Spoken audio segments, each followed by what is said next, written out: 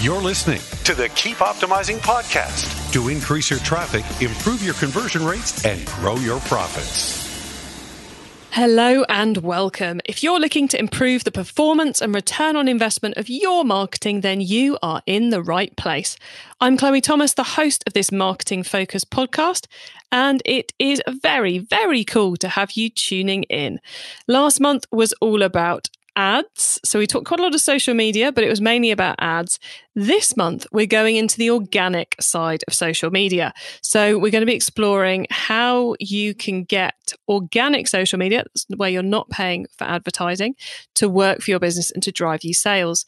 We're going to talk influencers. We're going to talk getting your customers to talk about you. We're going to talk about what to post, how to post, various bits and pieces. But in today's episode, we're starting off with Matt Edmundson, who's going to be discussing with me what actually is the point of social media when it comes to an e-commerce business. We cover a lot of different topics. We hopefully will give you some idea of whether or not social is something you should be investing a lot of time and effort in, and the best ways to go about doing it, where you should post, how you should post. It's kind of an entry to the world of successful social media for e-commerce. We're just about to meet today's guest, but before we do, please do check out the sponsors. This podcast is brought to you by Klaviyo, the ultimate e-commerce marketing platform for email and SMS messaging. Whether you're launching your e-commerce business or taking your brand to the next level, Klaviyo gives you the tools to get growing faster. That's why it's trusted by over 38,000 e-commerce brands.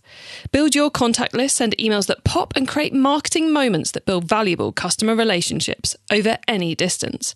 Get started for free today. Visit klaviyo.com/masterplan to create your free account. That's klaviyo.com/masterplan. Today, I'm chatting with e-commerce expert Matt Edmundson. Matt's been in e-commerce since 2002, running his own e-commerce business Jersey company, which since 2006 has global sales in excess of $75 million. And in recent years, he's branched out to help others and now hosts the e-commerce podcast and coaches many e-commerce businesses via his masterclasses and masterminds. Hello, Matt. Hey, Chloe. How are you? It's great to be here again. No, it's good, man. Thanks for having me on the show again. It's great to have you on the show. I'm just going to tell the listeners right now, you're in for a treat because we've nearly failed to record this podcast because we've been chatting so much about the world of e-commerce that we've nearly run out of time to record it. Yep. So we just rejuggled the diaries, added some extra time in, so you'll still get a proper episode. But yes, we always have plenty to talk about when we catch up. We do. Whenever we get together, we chat for hours about this sort of stuff. Love it, though. It's always good to talk to you. It's always good to talk to you, Matt, as well, because you have such good thoughts and good ideas. And actually, today's episode came out of one of our previous rambling discussions. Before we get into all of that, how did you first start playing around with social media? Oh, geez. So when it first came out, you started playing around with it from a personal level, don't you? Like Facebook. Oh, there's a friend I've not seen. What was the one before Facebook? Friends Reunited. Oh, and yes. Do you remember that?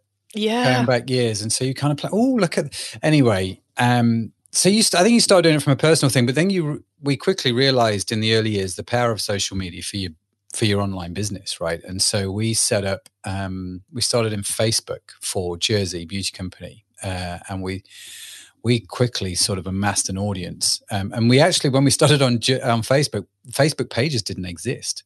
So we actually created a personal profile called Jersey, right? That was their name, Jersey Beauty. And I think they're still on there. I don't know if Facebook ever deleted them.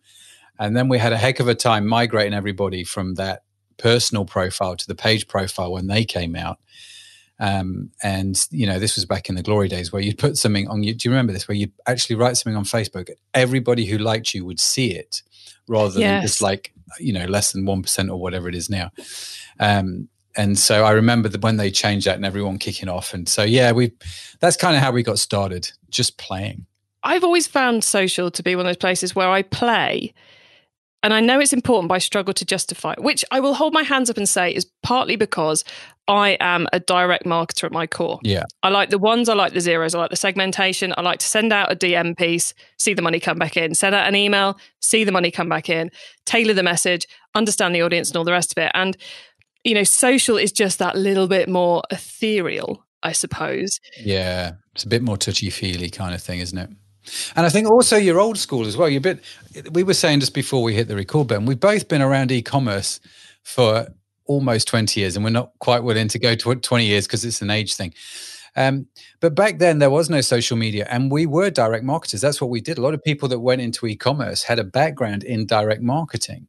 You did, I did. This is what we did, right? This is how we know. And so social media I thought was very different to direct marketing. Do you know what I mean? It just had a different feel to it. So I get your point. Like you, email is easy. I sent out 1,000, 3,500 people clicked through to that. That resulted in 2 sales or whatever the numbers are. You can track it through, can't you? Much easier. I do wonder if that's why so many e-commerce businesses find influencer activity easier than their own social, because influencer is a bit like, I'm going to send some direct mail out via this influencer and we'll see what we get back. Because you can kind of track it and you can see the return on investment very, very clearly with those things. Yeah, you can. And that just fits with the skill set of most e-commerce marketers. Whereas the more content-based is it's fundamentally a different personality type who is better at that more soft touch marketing. Yeah, it is. And I think, I do think it's an age thing as well, if I'm honest with you. I think because we didn't grow with social media, I think our understanding is slightly different. Whereas I guess if I think for Jersey, if we're going to do I go to an influencer and ask them to do some stuff for me? It's a bit like choosing a different magazine to put my full page ad in. Do you know what I mean? It's like, This one's got more readership. This one's going to connect better with an audience. Okay, I'm going to put this ad in with this phone number and I'm going to track results. Okay, that one worked quite well. And so it's a similar sort of thing. It's choosing where to put your ad spend, isn't it? And influencers have become a big thing over recent years because I think a lot of people go, I just can't be bothered with social. I don't get it. They've got it. I'd rather pay them their money because that'll bring me some results. It's instant, quick. Well, it's that whole question about media platforms at the moment. And it's something which in the Big Commerce Make It Big virtual summit, which happened a couple of weeks ago, as you guys are listening to this, Ryan Dice was on there from Digital Marketer. Definitely digital marketing, e-commerce god. And he was making the point that in the world of I'm giggling now because Matt's laughing at me for saying that. Anyway, I'm sure Ryan's appreciating that comment. I think that needs to be his job title, e-commerce marketing god. I think. Anyway, let's let Ryan have his title. But he was making a really interesting point, which is e-commerce businesses, if they want to survive and thrive, they need to think like media businesses. They need to focus on content. They need to build that connection with the customer. And he was even taking it as far as maybe you should buy a media outlet. You buy an influencer, buy a blog, buy a platform and bolt that into your e-commerce business. And I think that for me in the world of social is, should I be spending a lot of time and money creating content to put out to my 1,000 followers, to my 2,000 followers? Or should I put that same amount of effort, be it money, be it time, into getting the same message, a message about my business, a message to buy, in front of someone who has 10,000 of my target audience? Mm-hmm. It's kind of, should we be worrying about our own platforms, or should we be going and utilizing one that someone else has put the blood, sweat and tears into building? I think it's a really great question. And I don't know if there's a right or wrong answer to that question. It's a bit like somebody coming to me and saying, should I sell on Amazon? Should I make use of their platform? They've got all their customers, they've got all the traffic, and I pay them a commission to sell my products to their audience, right? They're Amazon's customers, they're not yours. Mm-hmm. And I think that's the crux of the issue. Can you cope with the fact that if you sell on Amazon, they're not your customers? So whenever someone buys that product, they're not your customer, right? They are Amazon's customers. You don't know who they are. You don't know anything about them. They may get in touch with you if there's a problem at some point, but fundamentally, you're not going to hear from them. You can't build a tribe with them. So the only downside to this is if Amazon decide for whatever reason, they don't like you, don't want to do business with you anymore, your whole business has gone down the toilet, right? Mm-hmm. And so I think it's similar with influencers. And I think if you can find an influencer that's, how do I put this diplomatically, let's say stable. Okay. Yeah, we'll take stable. Do you know what I mean? Then possibly, yes, I think that's it's definitely worth thinking about. But if, for me, I don't know, I just feel a bit twitchy putting all my eggs in one basket, which is an influencer, which would then bring me back to Ryan's idea. Well, do I just buy I appreciate that sounds quite callous, but do I buy their business? Do I buy them? Do I buy their social media platform? Do I integrate them in what they're doing and tie them into it, make them a part owner in it somehow? That would be a bit more interesting. I think it speaks to two, I think, very simple principles about approaching influencer marketing, which is, number one, you need to go into it for a long-term relationship with people. And then I think you're going to reap much greater rewards. And secondly, you use the phrase, don't put your eggs in one basket. Yeah. You know, if you've got, I know, £1,000 to spend on your first influencer campaign, don't give £1,000 to one person, give 100 quid to 10 people. And, you know, do that testing piece, lower your risk, because, you know, there's huge opportunities out there for doing that. But I'm going to steer us a little bit away from influencers, because what I really wanted to get us trying to work out is what approach people should take to their own social media platforms. Now, we have already mentioned Facebook profiles, Facebook pages. The first thing you should definitely do, everyone out there, is have a profile, a page. Do not have a profile for your business. Facebook doesn't like that. They will get very angry with you and may kick you off. So anyone out there who's currently got a person named their company, stop it right now and turn it into a page. Yeah, we had to stop that a long time ago. Yeah, I have been caught out by that. I had 2 personal profiles for a while. Facebook killed the one I used, and I had to start all the e-commerce master plan stuff from scratch. Wow. Fun and games. So yeah, they handily did it a week and a half before a massive launch. Bless them. Can't remember, it was a virtual summit or something. I was like, and all the ad data went and everything went. So behave in the way Facebook wants you to behave. But rule number 1. Yeah. Rule number 1, don't break the rules, because there's no comeback. You can't argue with them at all. They own it. Where should we be posting? What should we be saying as ourselves? Oh, gosh, there's a bit of a loaded question right there. Yeah, big question. I always say the same thing to people when they ask me this question. Where do I begin? Where do I start with social media? For me, the answer is it's simple. You start wherever your customers are, right? And this may sound very simple, but for a lot of people, it's like, I've got to do Instagram, I've got to do Facebook, I've got to do Twitter, I've got to do Snapchat. Now I've got to do TikTok. And I'm like, why?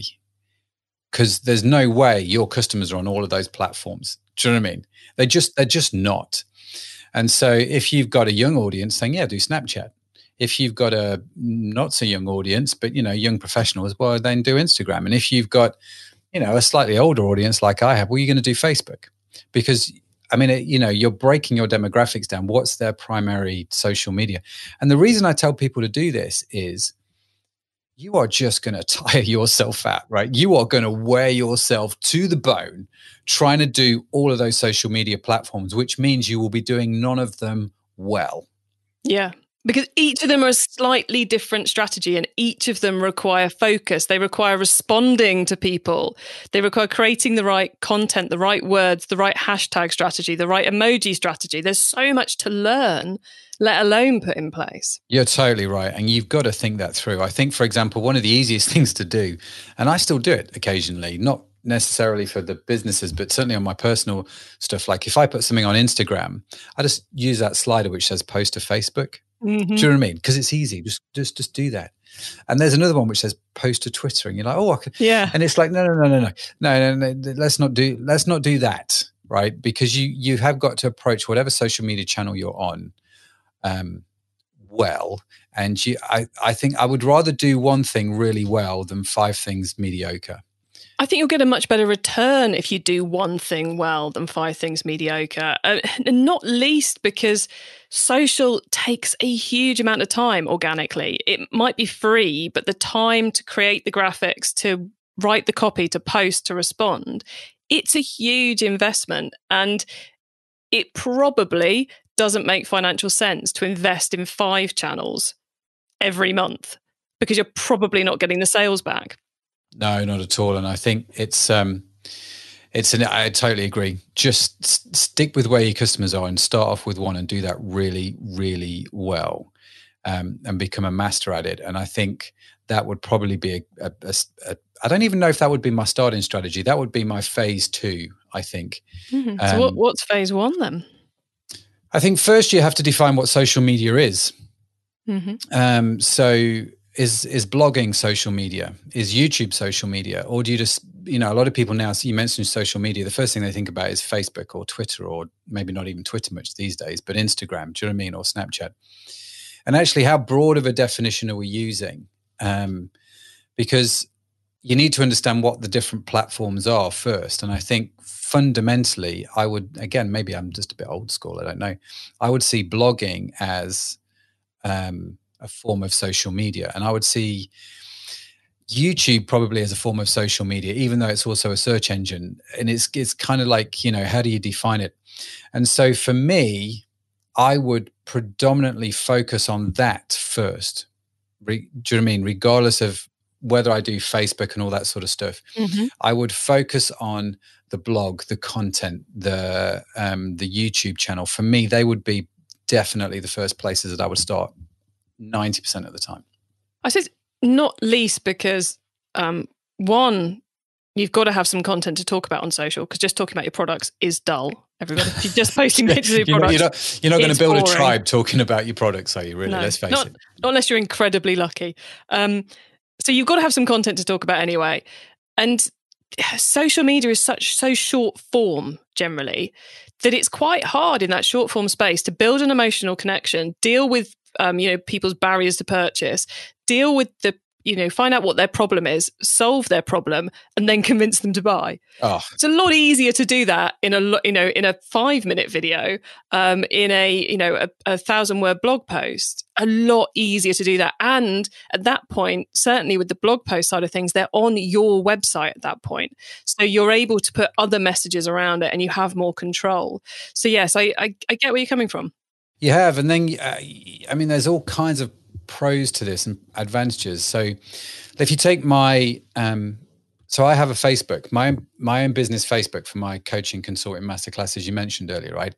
There are, I don't know, maybe 8,000 or 9,000 people follow me on Facebook at the moment. I think there's maybe 15,000, 16,000 people on Instagram, and probably another 17,000 or 18,000 people on Twitter, right? I don't know, I can't remember what the exact numbers are, but all told, let's say it's about 40,000, 45,000 followers I've got through those 3 key social media platforms. On YouTube, I have less than 1,000 subscribers, right? My YouTube channel's rubbish. I just want to point, I'm telling everybody else to do good YouTube. My personal YouTube channel is a bit rubbish. It's getting overhauled at the moment. And this is why it's all top of mind. This is all what I'm dealing with right now. Okay. So this is the inside line. So I have like 900 odd subscribers on YouTube. Okay. Now here's the interesting thing about YouTube. I did a video on there. I did 3 videos about a bike, an electric bike called Ampler, right? So I own one of their electric bikes, and I did a review, and then they're like, "We'd like a review. Can we send you some more bikes?" I'm like, "Sure." And I reviewed these electric bikes, right? Because I like electric bikes. Just me. It's weird. Okay, I get it. So I did this 3 video series, right? Now I put out on social media, love Ampler bikes, think they're great, so on and so forth. Technically, 45,000 people follow me, and I can measure the impact of putting that out on social media, right? Mm-hmm. And the thing about those social channels are, I think I get the instant hit today because I put it out now. People see it now. And it's either going to work or it isn't. And you get that instant feedback. That is a great thing about it. But if I upload the video to YouTube today, I might get 4 people watch it. It's not got the same comparison. Do you see what I mean? Yeah. But here I am, a year or 2 later after posting those 3 videos. Those 3 videos have had a combined viewing of 75,000 views, right? Wow. And not only that, if you measure the impact of those videos in terms of engagement and conversation and purchases and all that sort of stuff, which pulled more, social media or YouTube? YouTube, right? It's just, and I appreciate YouTube is social media, but I'm just emphasizing this point here that YouTube for me, blogging for me, it's much more long-term strategy. You don't see the results today, but I know in 6 to 12 months' time, if that video resonates, I am going to absolutely clean up. And so I would still say, even though I have only 900 subscribers on my not so great YouTube channel, the leads I get for my business are far greater through YouTube than the 45,000 followers on social. Yeah, it's that transient nature of social media I personally find quite jarring. It's like for every podcast we put out, we create an audiogram, both on the e-commerce master plan and on Keep Optimizing. So someone has to create the graphic, someone has to then create the actual audiogram, then someone has to write the copy to go with the audiogram, someone then has to schedule that across the different social media channels. So I don't know, I'm money into this by the time, I must be like 40-50 quid into each audiogram by the time it actually hits, and it's gone in a matter of hours. It's gone. Yeah, if it's that long, right? I mean, it's 24 hours, I think, on Instagram. It's a few hours on Facebook, and it's seconds on Twitter. Yeah, it's like it just blows in the wind and it's gone. Now, I know they're worth doing, not least because the guests really love them. So it's a way of encouraging the guests to promote it, which is, key strategy in podcast marketing. But it's kind of galling. And that's where I think those social medias actually really do well. So Facebook, where it does super well is the fact that you can share that out in a click with your friends. Yeah, if you can get the interaction happening, then it is super powerful. But it is kind of, it's like that galling thing of it. It's the transient nature of it, and you've got to create good content to get it shared.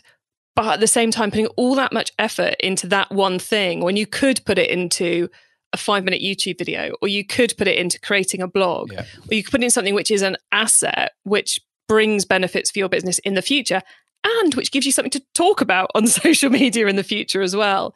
It's a tricky angle, tricky decisions on where to start and what to do. So I guess to flip it a little bit, let's kind of jump from phase 1 of working out what social we should be on, kind of to phase 2 where we're doing some posting, to phase 3, how do we know if it's worth it or not? Because I think a lot of us, me included in some areas, specifically my Instagram accounts, we do it because we think we should, and we wrap it up and justify it to ourselves as it's a test.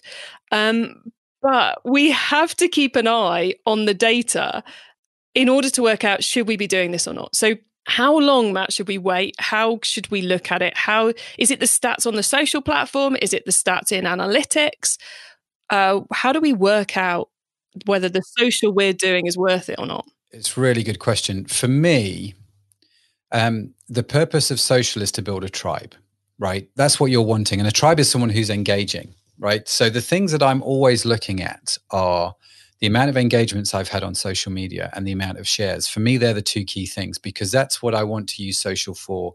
Is I want to use it as a mechanism to connect with my tribe and to help my tribe share out to their tribes. Is Seth Godin did tribes, but you know what I mean, this word tribe, where you share it out to your community, where you share it out to your tribe. And I think for me, they're the two key things. You can measure return on investments and stuff like that, but it's kind of like, well, how do I know?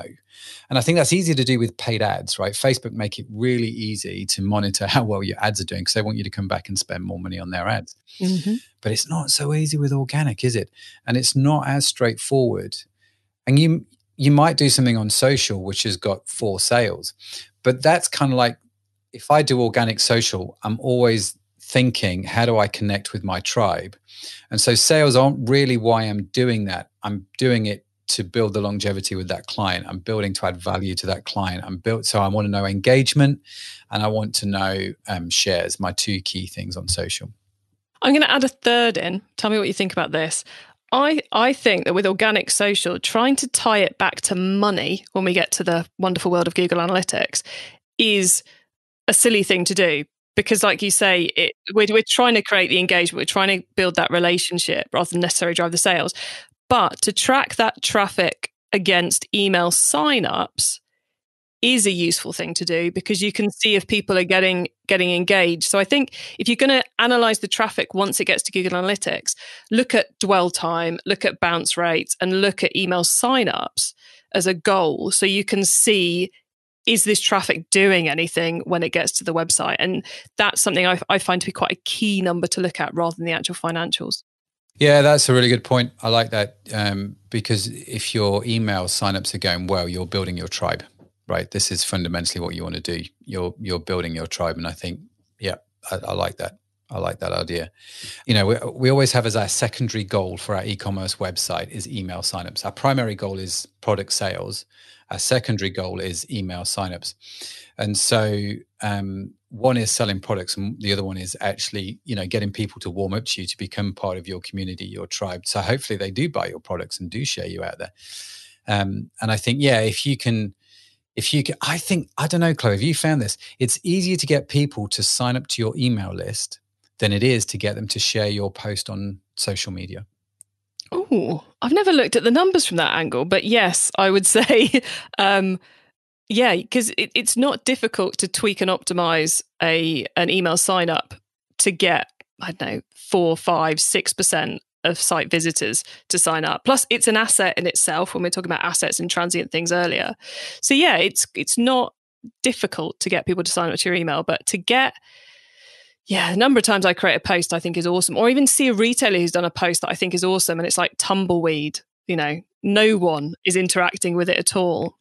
Yeah. And it's not because you don't like it. Actually, you become more resistant to hit that like button, and certainly more resistant to hit that share button. It's a phenomenon that I'm seeing more and more where social media is concerned, is the inability to share. So much so you can't really do it that easily on Instagram. And I think it's fascinating, isn't it, how when they change the social media platforms, behaviors change. And it just intrigues me that less and less people are sharing it. Yeah, and it's fascinating to see how as things evolve, you know, we have like Snapchat, which has messages which truly are transient. You know, it's like, yeah, you can go back, you can see a tweet that you sent 5 years ago, but no one else cares. Yeah. Whereas Snapchat is almost more honest with just the disappearing messages. So we've kind of skirted around what people should actually share. If someone's doing their first month on a social media channel, what sort of messages, as a quick question before we get into the insider tips round, what sort of content should they put out there in their first few weeks live? I think you've got to put out content that does two things. It's got to help your customers, help your audience or your potential tribe. You've got to build their confidence. You've got to build their trust. You know, that's number one. Number two, I think you have to tell them who you are, right? And I think going forward, this is, I like this phrase, digital Davids. I use this phrase a lot. You know, there's a lot of people who are digital Davids, which is, you're familiar with the story David and Goliath, right? The young boy takes on the big giant, and how does he win? Mm-hmm. Well, in effect, if you own an e-commerce business, you are a digital David, because we have Amazon, right? Yep. We have these Goliaths in front of us, and how do we actually conquer? How do we do that? Well, the one thing that Amazon can't do, but you can do really well, is you. Right? They don't have your personality. They don't have your values. They don't have your drive. They don't have your ability to connect with people. They do what they do. You do what you do, right? And so I think more and more e-commerce is got to build into it the personality of the people that run those businesses, right? You can't you could outsource that, I suppose, if you wanted to an influencer. But fundamentally, I think most e-commerce businesses need a face. And social media for me would be a place to do that. So I would be doing Facebook Lives. I'd be doing little videos or whatever platform you're on. Just, hey, you know, I've just been thinking about this, right? Which is related to your product, related to a problem, but it's actually you walking through a park with your dog or whatever it is, to give them some insight into you, but how you share a problem. And I think you fundamentally want people to like you as a person. And it's not about product promotion. It's not about the latest sale. It's just about your story and about how you want to change the world. And it's about how the person watching it, you know, how you're going to help them, and how you're just actually lovely. And they go, no, that's cool. I like you. And I'm just going to click that. You know, you're honest, you're authentic, you're transparent. And I think people love it. I don't know if that's the right answer. No, well, I think it's a good answer, because I think we're in the world of emotion and stories, and where people want to feel that human connection. I think it was true pre-pandemic. I think it's even more true now, is that we want a connection. We want to believe in wherever we're buying from and whoever we're buying from. And I think if you're just putting up pictures of your products and flat graphics advertising your latest, I'm pausing thinking, I only put up flat graphics about my podcast. Maybe I should do more me. But if you're, just saying, here's a product, our latest range is now online. If you're doing those messages, which works great via email, you are missing a trick. If you're not taking a video camera round the warehouse, meeting some of the pickers and packers, going through the marketing department, even if you're going, I don't want to record my dog walk, and inside I'm screaming with horror at that idea. I'm with you. But you can go, hey, today we're just going to go and chat to reception. Hello, reception. And you do that kind of stuff to just show that humanity is so powerful. But I wanted to play our sponsors jingle, and then I wanted to get into the insider tips. So Matt, we're going to pause now for a reminder of our sponsors, and then we're going to talk about the wider world of organic social media. It's safe to say that most of us have been doing more shopping online lately. And if you're an e-commerce brand, that means you might be seeing more first-time customers. But once they've made that first purchase, how do you keep them coming back? Well, that's what Klaviyo is for. Klaviyo is the ultimate email and SMS marketing platform for e-commerce brands. It gives you the tools to build your contact list, send memorable emails, automate key messages, and more. Way, way more. Whether you're launching a new business or taking your brand to the next level, Klaviyo can help you get growing faster. And it's free to get started. Visit klaviyo.com/masterplan to create your free account. That's klaviyo.com/masterplan. Okay, Matt, so far we've gone deep into what is the point of social. Now you get to wow us with your insider knowledge about the whole of social media. Not that we haven't covered that already so far. So for the following questions, anything to do with social media goes. So you ready for these? Sure. Okay, let's start with social media newbie advice. If we have inspired someone to take their first step with organic social media, not quite sure how we'd have managed that today, but anyway. Please don't be put off. Yeah. What do they need to know to give themselves the best chance of success?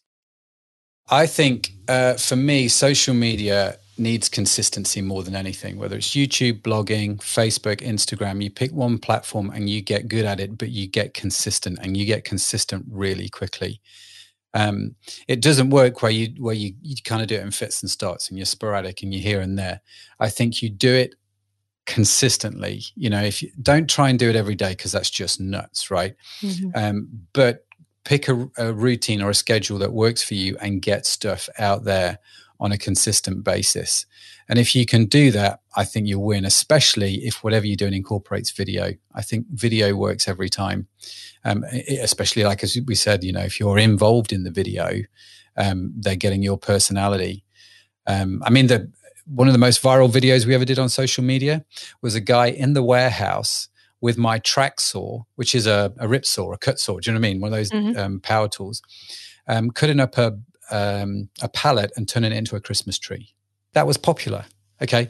And we just did that with a smartphone in the warehouse. That's how easy that was, right? Everything's in your pocket these days. So be consistent, add a little bit of video if you can.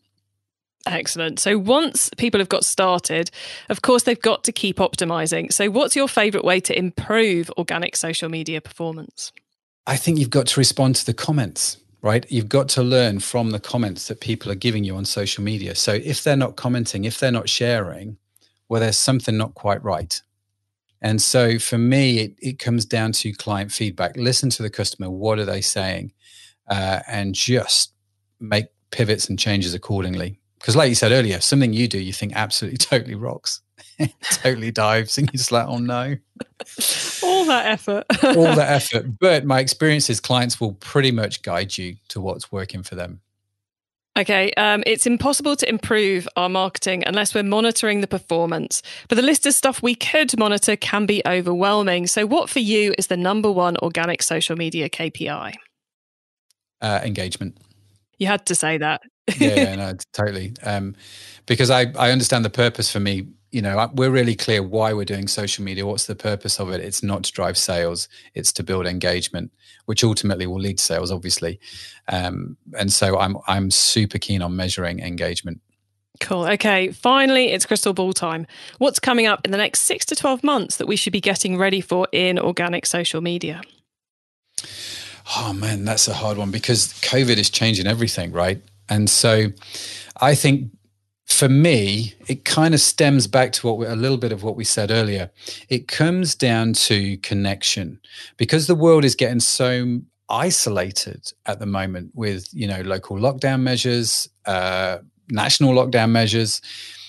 It's hard, isn't it? And so what people need more than anything during this time, I think, is connection with other people. So I think that is going to become the big driving force, is how well you connect with people through digital. So that's not about promoting products. It's not about a picture of somebody you don't, it's not a stock photo is what I'm saying. It's connection, it's engagement. And that for me is the drive. How well can you connect with people through social media? That will be what I think wins 2021. Excellent. Matt, we are very nearly at the end of the show. So could you please let the listeners know where they can find you and your business on the web and social media, please? Sure. I just head on over to the website, mattedmundson.com. Everything's there. You can find all the social links and all that sort of stuff. Go and check out his terrible YouTube page. Yeah. Have a look.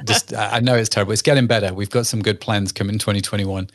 But yeah, it's all right. It's all right. Mine is not as bad as it was a couple of months ago. When I set up this podcast, I had to redo the automated feed that turns the podcast into a video and then puts it on YouTube. And so I actually had to look at my YouTube page first time, and I was horrified by what I still had on there. So it was kind of like a hasty half-hour tidy up. But yeah, I shouldn't criticize anyone's YouTube because mine's appalling. Well, we're podcasters, right? We do audio. There's a reason we do audio. Yeah, there's a reason audio is good. Audio is easy. Yeah, totally. And Apple lets you do so little. You don't have to worry about what your page looks like. Dig on Apple there. Dig on Apple. That's fine. No, I like Apple Podcasts. I'm a big fan of Apple Podcasts. I like the simplicity of it, but I also like the fact I can't do anything, so I can't worry about that because it's out of my control. That's true. Which is always a nice thing. Okay, Matt, thank you so much for coming on the podcast today. It's been a pleasure chatting with you, as it always is. And hopefully some of what we said will have been useful to all you guys out there listening. So thank you, Matt. No problem. Thanks, Chloe. Well, it's always great to catch up with Matt. And I hope that you guys have got some insight there into how your own social media fits within your business, within your marketing plans. And maybe some insight as well into how kind of content plays with social. Lots of ideas. There not a lot of clear guidance. Well, actually, no, there was quite a lot of clear guidance, wasn't there? We got into how to analyze it. We got into what sort of things to post. Got into various phases of working and all that. So I hope that's been good for you. I think that's been a great start to our month on social media. Now you can get links to everything we discussed today and the full transcript of the episode, important notes and more at keepoptimizing.com. Remember, that's with an S, not a Z.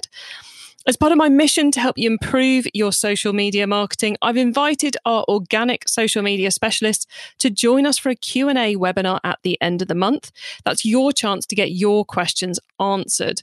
So get yourself registered for that at keepoptimizing.com, where you'll find all the details, when it's happening, where, etc., etc. And thank you very much for tuning in to this episode of the Keep Optimizing podcast. Now, if you've enjoyed this episode, then make sure you check out the next two we put live, because in those, we're going to be talking about other people posting your social for you. So we're talking about both influencers and how to run that type of campaign, what's hot right now in the influencer space. And we're going to talk about how to get your customers talking about you on social media too. Plus, coming up in December, we're going to be getting into content marketing, which we touched on today as well. So make sure you stay subscribed, because we'll be talking about that in December. Please do tell your fellow marketers about the show, because I want to help as many marketers as possible to improve the performance of their marketing. Now, have a great week and make sure you listen to the next episode so I can help you to keep optimizing your marketing. Access everything Keep Optimizing at keepoptimizing.com. That's with an S, not a Z.